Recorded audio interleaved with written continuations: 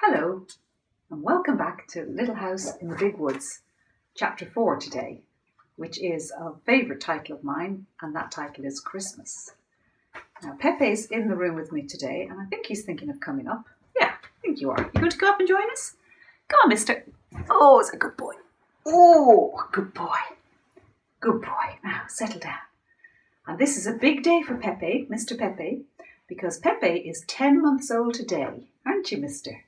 Yes, you were born on the 25th of May this year, so he's 10 months old. What have you brought up with you? Okay, so you all ready for this story, all about Christmas? Yeah, don't lick my glasses. Good man. Right, this is called Christmas. This book, I hope it gets through the whole book because it is really falling to bits, but then it's a very old book. It's about 50 years old. Christmas was coming. The little log house was almost buried in snow. Great drifts were banked against the walls and windows, and in the morning, when Pa opened the door, there was a wall of snow as high as Laura's head.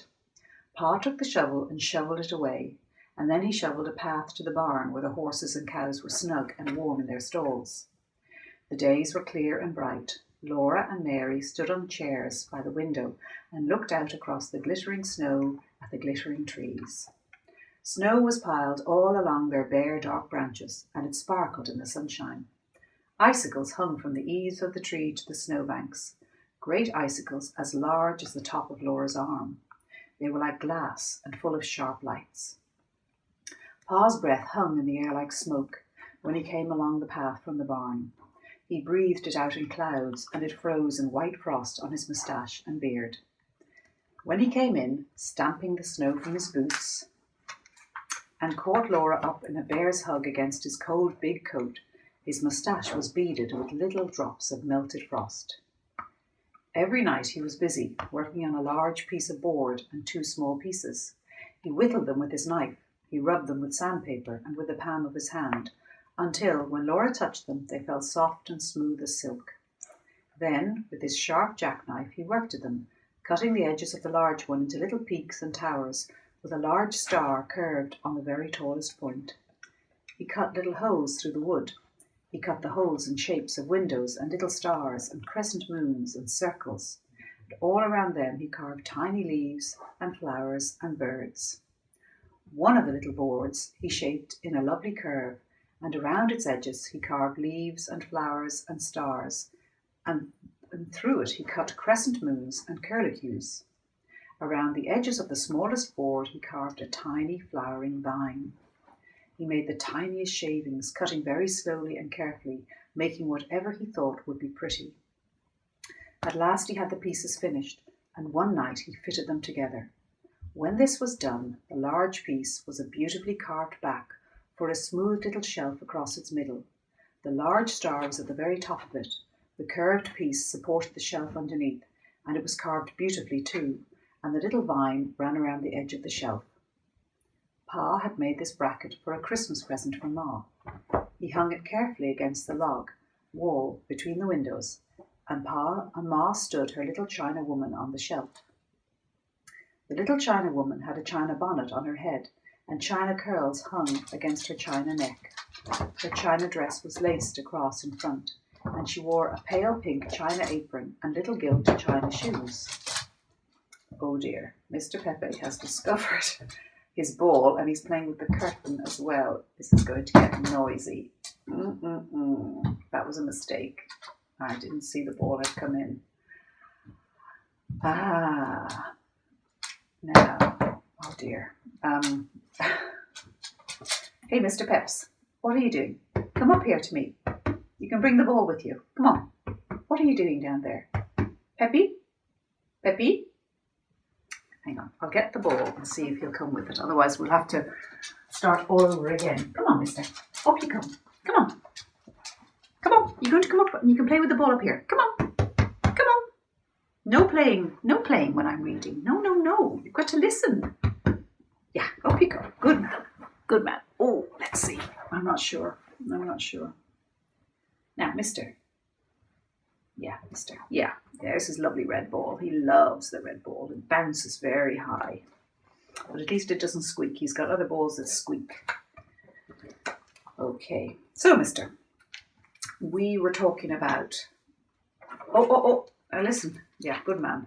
We were talking about Pa's bracket that he made for Ma. Pa had made this bracket for a Christmas present for Ma. He hung it carefully against the log wall between the windows, and Ma stood her little China woman on the shelf, and we heard about the China woman with her China shoes, etc. China woman was beautiful, standing on the shelf with flowers and leaves and birds and moons carved all around her, and a large star at the very top. Sounds beautiful. Unfortunately, there's no picture of that. Ma was busy all day long cooking good things for Christmas. She baked salt rising bread and Ryan Injun bread and Swedish crackers and a huge pan of baked beans with salt pork and molasses.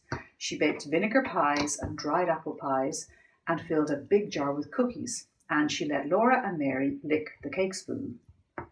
We all like doing that. One morning she boiled molasses and sugar together until they made a thick syrup, and Pa brought in 2 pans of clean white snow from outdoors. Laura and Mary each had a pan, and Pa and Ma showed them how to pour the dark syrup in little streams onto the snow. They made circles and curlicues and squiggly things, and these hardened at once and were candy. Oh, and here's a picture of Laura and Mary making their candy on the pans of white ice, white snow that Pa took in from outside. Oh, and he's dropped his ball. This is going to be a recurring theme, I think. Would you ever come back up here? Come on. Never mind that. Come on, up you come. Oh, Pepe, little fella. Oh, this is not the moment to be playing. Now here, we'll bring it up. And you can chew it up here. Okay? There you go. There you go. Okay? Okay. Now, what's going to happen next? Laura and Mary might eat 1 piece each, but the rest was saved for Christmas Day. Oops. Oh dear me. This is getting hopeless. Okay, Peps. We'll try one last time. If this gets any worse, we're going to have to reconvene. Oh, dearie me. Now, if you would just like to calm down. You see, I found this ball under the couch this morning, so he hasn't had it for a couple of days, so he's rather pleased to now have the... Yeah, you're rather pleased, aren't you? Oh, la, la. Yeah. Oh, la, la. Right. Yeah, no, we're not playing with it. You see, he's nosing it. He wants me to throw it. But we're not... Well, I'm reading right now. I'm not playing ball. Good boy. Now, come on. Calme-toi. I wonder if I just hit it. Oh, now he thinks I'm going to throw it. It's all gone now. It's all gone. Up you come again. Up you come. Yeah, good man. Oh, I see. He can get up as himself when he wants to. Now he's desperately looking for the ball. But he might settle down. Well, we'll just carry on. We'll just calm everything down. Let's see if he... Okay, so they made these squiggly candy out of the molasses, and they ate 1 piece each, and the rest was saved for Christmas Day. All this was done because Aunt Eliza and Uncle Peter and the cousins Peter and Alice and Ella were coming to spend Christmas. Oh, that's exciting. The day before Christmas they came. Laura and Mary heard the gay ringing of sleigh bells growing louder every moment, and then the great bobsleigh came out of the woods and drove up to the gate. The big bobsleigh. Aunt Eliza and Uncle Peter and the cousins were in it, all covered up under blankets and robes and buffalo skins. They were wrapped up in so many coats and mufflers and veils and shawls that they looked like big shapeless bundles. When they all came in, the little house was full and running over. Black Susan ran out and hid in the barn, but Jack leaped in circles through the snow, barking as though he would never stop. Now there were cousins to play with. As soon as Aunt Eliza had unwrapped them, Peter and Alice and Ella and Laura and Mary began to run and shout. At last, Aunt Eliza told them to be quiet, and then Alice said, "I'll tell you what let's do. Let's make pictures." Alice said they must go outdoors to do it, and Ma thought it was too cold for Laura to play outdoors. But when she saw how disappointed Laura was, she said she might go out after all for a little while. She put on Laura's coat and mittens and the warm cape with the hood and wrapped a muffler around her neck and let her go. Laura had never had so much fun. All morning she played outdoors in the snow with Alice and Ella and Peter and Mary, making pictures. The way they did it was this. Each one by herself climbed up on a stump, and then all at once, holding their arms out wide, they fell off the stumps onto the soft, deep snow. They fell flat on their faces, and then they tried to get up without spoiling the marks they'd made when they fell. If they did it well, there in the snow were 5 holes shaped exactly, almost exactly like 4 little girls and a boy, arms and legs and all. They called these their pictures. They played so hard. Well, first of all, I'll show you the picture. I think that's Laura at the front, but I'm not sure. I have to be careful with this. Can you see? They played so hard that when night came, they were too excited to sleep. But they must sleep, or Santa Claus would not come. So they hung their stockings by the fireplace and said their prayers and went to bed. Alice and Ella and Mary and Laura, all in one big bed on the floor. Peter had the trundle bed. Aunt Eliza and Uncle Peter were going to sleep in the big bed, and another bed was made on the attic floor for Pa and Ma. The buffalo robes and all the blankets had been brought in for Uncle Peter's sled, so there was enough covers for everyone. And actually, there's a picture at the very start of the chapter. I think, obviously, Alice and Mary and Laura, and the other cousin was called Ella, was she? Or can I have a look? Yeah, Alice and Ella, and Peter was in the trundle bed. Okay, so that's quite exciting. They're all waiting for Santa Claus to visit. Pa and Ma and Aunt Eliza and Uncle Peter sat by the fire talking, and just as Laura was drifting off to sleep, she heard Uncle Peter say, "Eliza had a narrow squeak the other day when I was away at Lake City. You know Prince, that big dog of mine?" Laura was wide awake at once. She always liked to hear about dogs. Oh, she'd have liked Pepe then. She lay still as a mouse and looked at the firelight flickering on the log walls and listened to Uncle Peter. "Well," Uncle Peter said, "early in the morning Eliza started to the spring to get a pail of water, and Peter was following her. She got to the edge of the ravine where the path goes down to the spring, and all of a sudden Prince set his teeth in the back of her skirt and pulled. You know what a big dog he is," Eliza scolded him, but he wouldn't let go, and he's so big and strong she couldn't get away from him. He kept backing and pulling till he tore a piece out of her skirt. "It was my blueprint," said Aunt Eliza to Ma. "Dear me," Ma said. "He tore a big piece right out of the back of it," Aunt Eliza said. "I was so mad I could have whipped him for it, but he growled at me."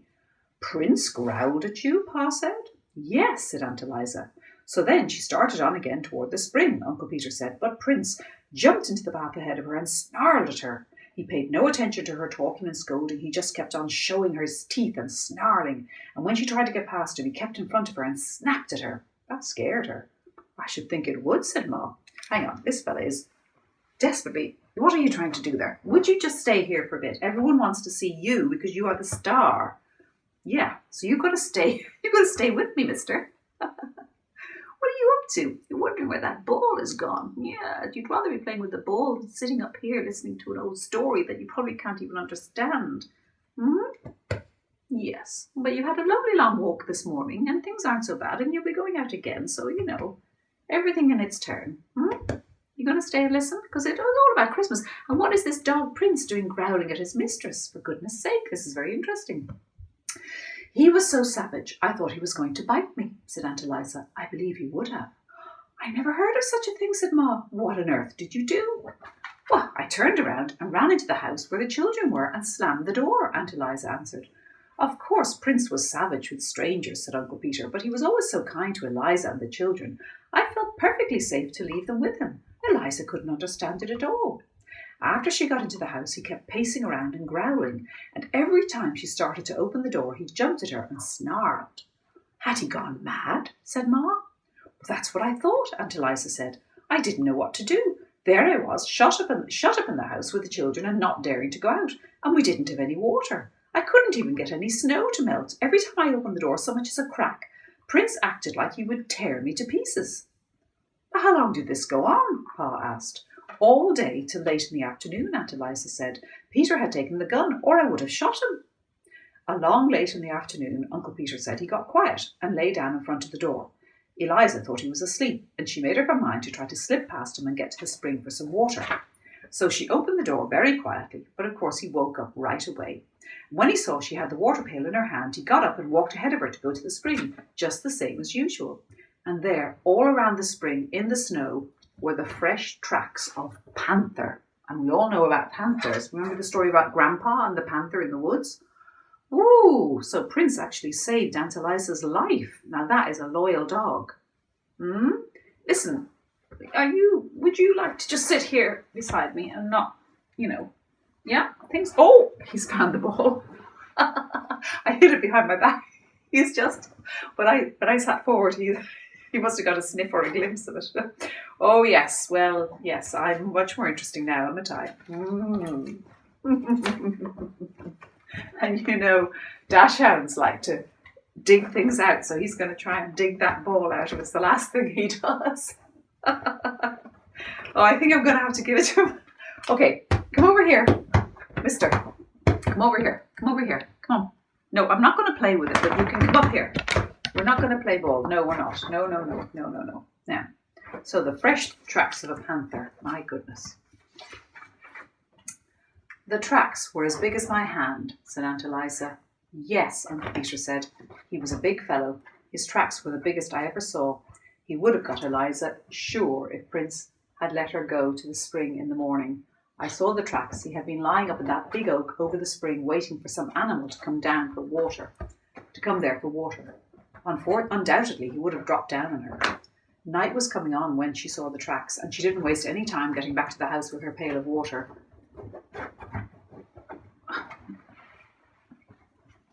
Success. He's got the ball. Right, okay, he's off. Undoubtedly, he would have dropped down on her. Night was coming when she saw the tracks, and she didn't waste any time getting back to the house with her pail of water. Prince followed close behind her, looking back into the ravine now and then. I took him into the house with me, Aunt Eliza said, and we all stayed inside till Peter came home. Did you get him? Pa asked Uncle Peter. No, Uncle Peter said. I took my gun and hunted all around the place, but I couldn't find him.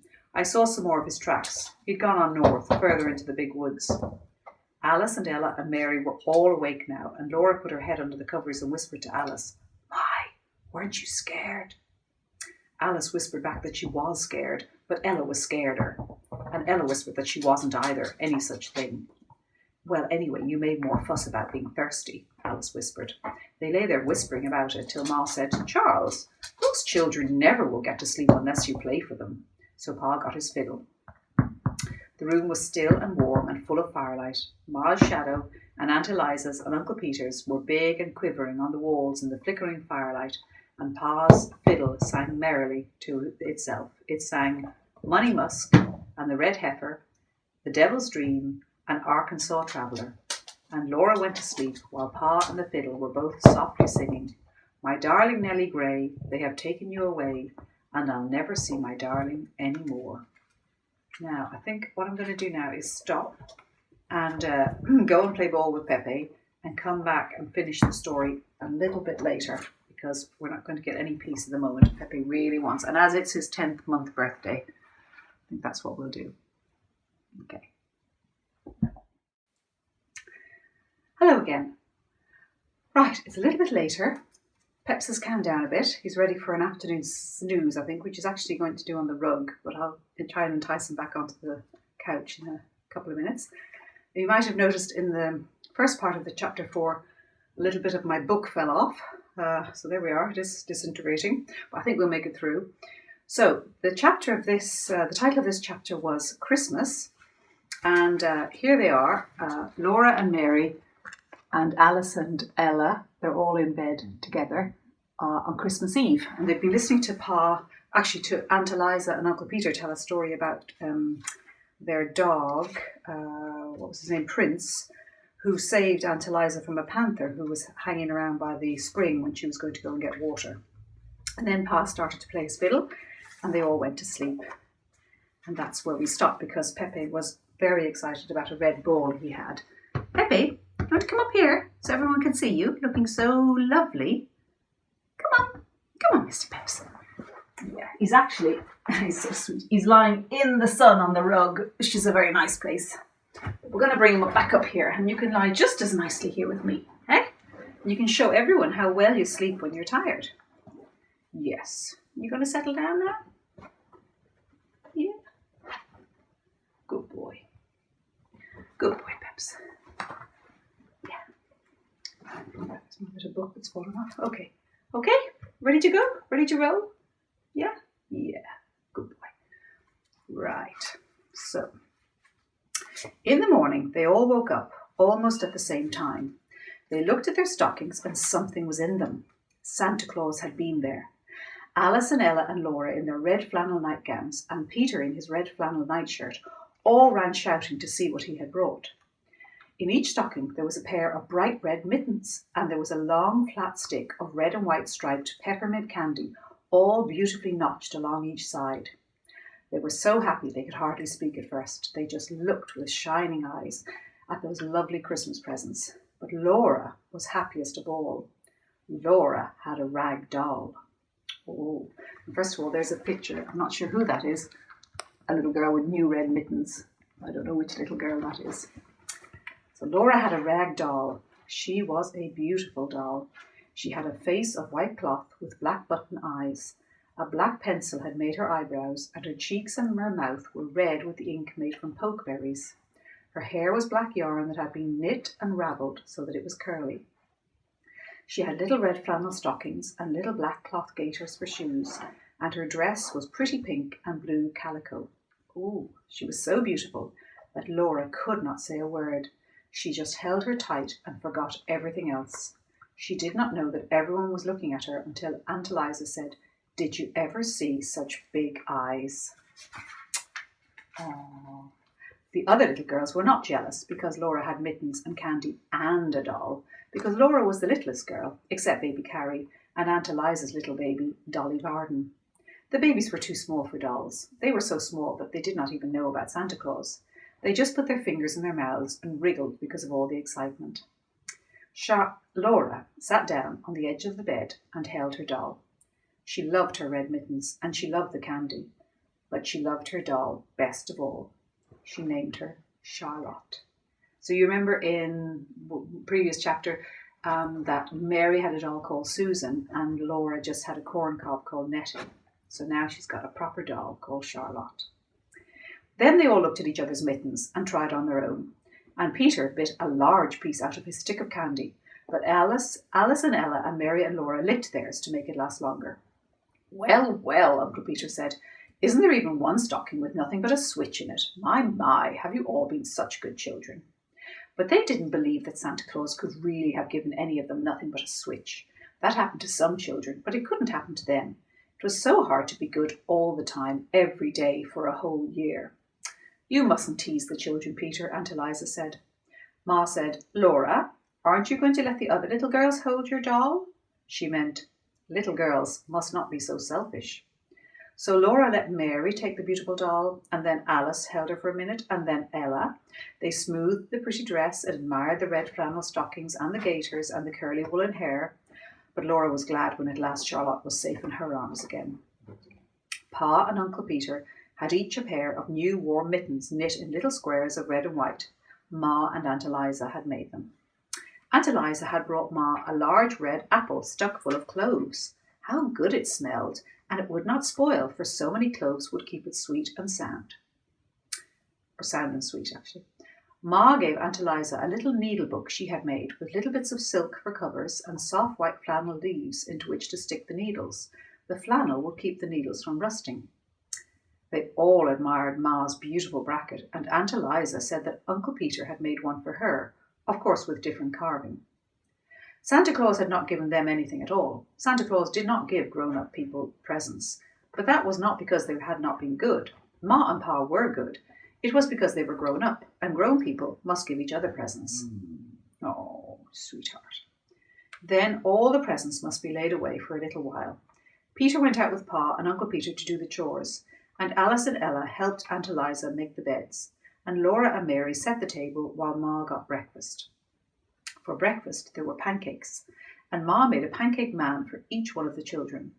Ma called each one in turn to bring her plate, and each could stand by the stove and watch while, with a spoonful of batter, Ma put on the arms and the legs and the head. It was exciting to watch her turn the whole little man quickly and carefully on a hot griddle, and when it was done she put it smoking hot on the plate. Peter ate the head off his man right away, but Alice and Ella and Mary and Laura ate theirs slowly in little bits, first the arms and legs and then the middle, saving the head for the last. Today the weather was so cold that they could not play outside, but there were the new mittens to admire and the candy to lick, and they all sat on the floor together and looked at the pictures in the Bible, and the pictures of all kinds of animals and birds in Pa's big green book. Laura kept Charlotte in her arms the whole time. And then there was the Christmas dinner. Alice and Ella and Peter and Mary and Laura did not say a word at table, for they knew that children should be seen and not heard. But they did not need to ask for second helpings. Ma and Aunt Eliza kept their plates full and let them eat all the good things they could hold. Christmas comes but once a year, said Aunt Eliza. Dinner was early, because Aunt Eliza, Uncle Peter and the cousins had such a long way to go. Best the horses can do, Uncle Peter said. We'll hardly make it home before dark. So as soon as they had eaten dinner, Uncle Peter and Pa went to put the horses to the sleigh, while Ma and Aunt Eliza wrapped up the cousins. They pulled heavy woolen stockings over the woolen stockings and the shoes that they were already wearing. They put on mittens and coats and warm hoods and shawls and wrapped mufflers around their necks and thick woolen veils over their faces. Ma slipped piping hot baked potatoes into their pockets to keep their fingers warm, and Aunt Eliza's flat irons were hot on the stove, ready to put at their feet in the sleigh. The blankets and the quilts and the buffalo robes were warmed too. So they all got into the big bobsleigh, cosy and warm, and Pa tucked the last robe well in around them. Goodbye, goodbye, they called, and off they went, the horses trotting gaily and the sleigh bells ringing. In just a little while, the merry sound of the bells was gone, and Christmas was over. But what a happy Christmas it had been. Oh, that is such a nice story.